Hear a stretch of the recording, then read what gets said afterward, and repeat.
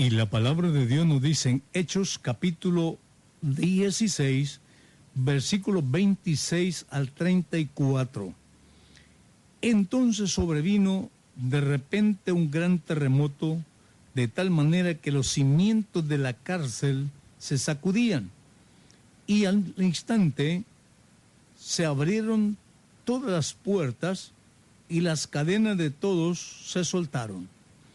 Despertando el carcelero y viendo abiertas las puertas de la cárcel, sacó la espada y se iba a matar, pensando que los presos habían huido. Mas Pablo clamó a gran voz diciendo: no te hagas ningún mal, pues todos estamos aquí. Él entonces, pidiendo luz, se precipitó adentro y temblando se postró a los pies de Pablo y de Silas, y sacándolo les dijo: señores, ¿qué debo hacer para ser salvo? Ellos dijeron: cree en el Señor Jesús y serás salvo tú y tu casa. Y le hablaron la palabra del Señor, a él, a todos los que estaban en su casa. Y él, tomándolos en aquella misma hora de la noche, les lavó las heridas, y enseguida se bautizó él con todos los suyos. Y llevándolos a su casa, les puso y les sirvió la mesa, y se regocijó con toda su casa de haber creído a Dios. ¿Qué hacer para ser salvo? Qué bonita pregunta realmente. Señores, ¿qué debo hacer? Desde Adán hasta hoy, todo hombre, toda mujer siente conciencia de pecado. No importa cómo los quisiera disimular o ocultar.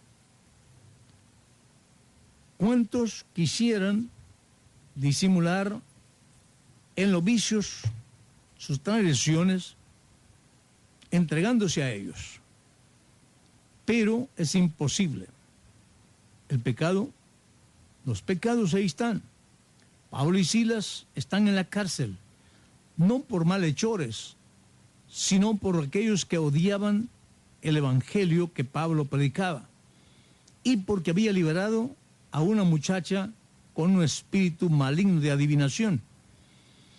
En una ocasión, Pablo y Silas habían por la ciudad de Filipos una mujer poseída del espíritu de adivinación, que ahora le llamaran profeta.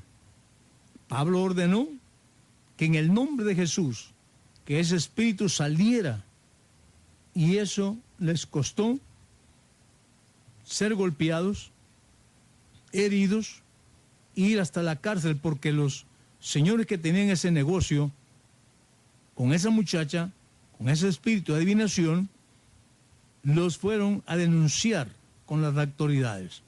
Y como las autoridades siempre protegen el pecado, la maldad, más que el bien, los llevaron a la cárcel y los azotaron. Pero encontramos lo que sucedió allí mientras Pablo y Silas cantaban al Señor a medianoche. Hubo un terremoto local que sacudió la cárcel, y también las puertas de la cárcel se abrieron. Y de aquí sale la pregunta del alcaide de esa cárcel, una pregunta importante y una respuesta muy acertada. El carcelero se sintió compungido y, sabiendo lo que había sucedido, preguntó: señores, ¿qué debo hacer para ser salvo? La respuesta del apóstol fue: cree en el Señor Jesucristo y serás salvo tú y tu casa.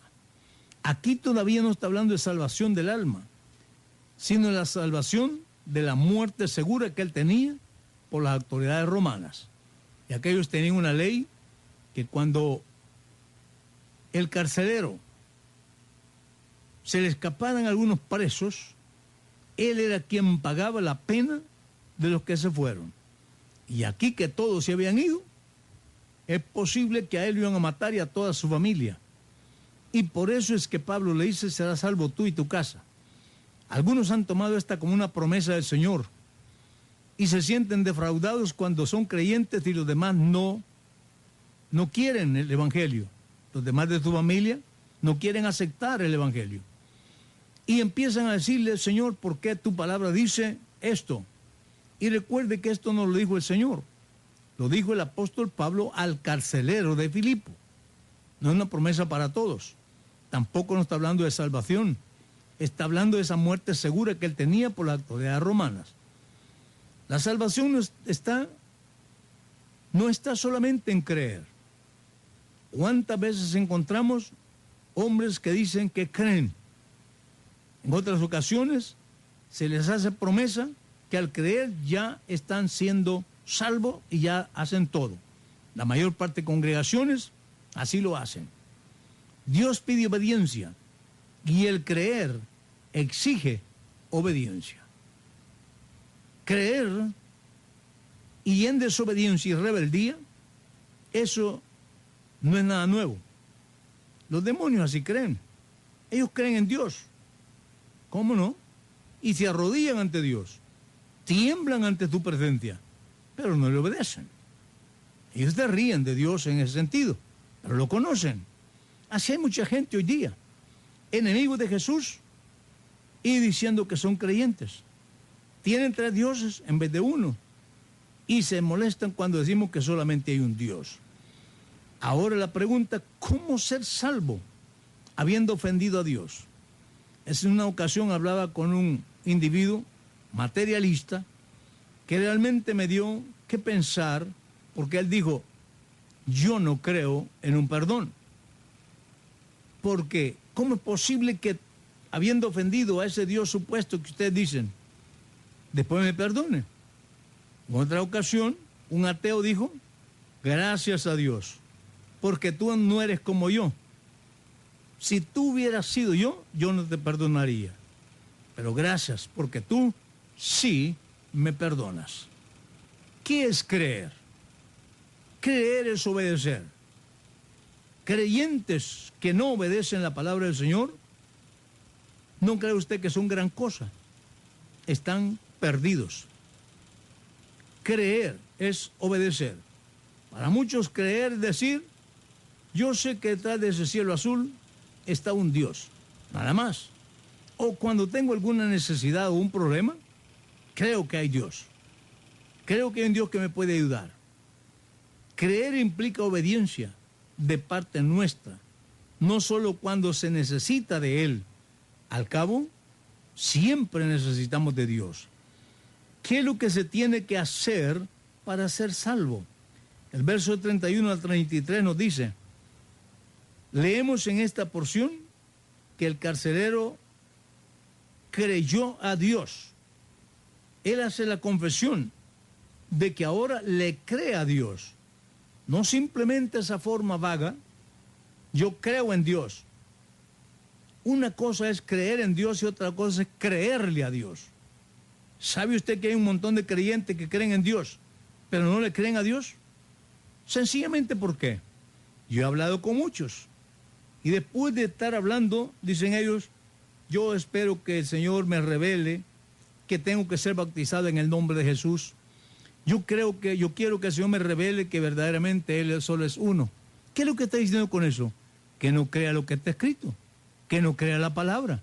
Y no crea la palabra escrita, está diciendo, yo no le creo a Dios.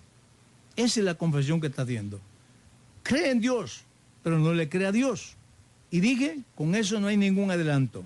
Los demonios creen en Dios, pero no le obedecen ni están dispuestos a cumplir lo que dice la palabra. Entonces este hombre rompió con la rutina de creer en Dios y le creyó a Dios.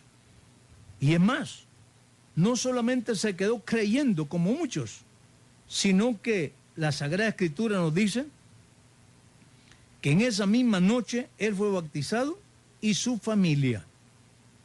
Entonces no se quedó solamente yo creo, porque también hay un montón de creyentes que tienen años de decir que son creyentes, asisten a un culto, a una iglesia, y no quieren bautizarse. Es que esa ya es cosa seria. Entonces quieren seguir jugando, bromeando, No quieren obedecer entonces lo que dice la palabra. Y la palabra dice claramente que el que creyere y fuere bautizado, éste será salvo. Entonces no es solamente creer, hay que ser bautizado y no bautizado de cualquier manera. No bautizado como los romanos, que bautizan en títulos, mojándole la cabeza al niño, que realmente la Iglesia Católica no bautiza. ¿Por qué? Porque solamente le moja la cabeza al niño. Eso no es bautismo. La palabra bautismo significa sumergir, cubrir todo el cuerpo en agua, porque es señal de sepultura, símbolo de la sepultura de Jesús. Entonces no es solamente mojar la cabeza. Luego invocando títulos que no salvan. Padre, Hijo y Espíritu Santo no salvan. Quien salva es Jesús, porque ese es el nombre Salvador.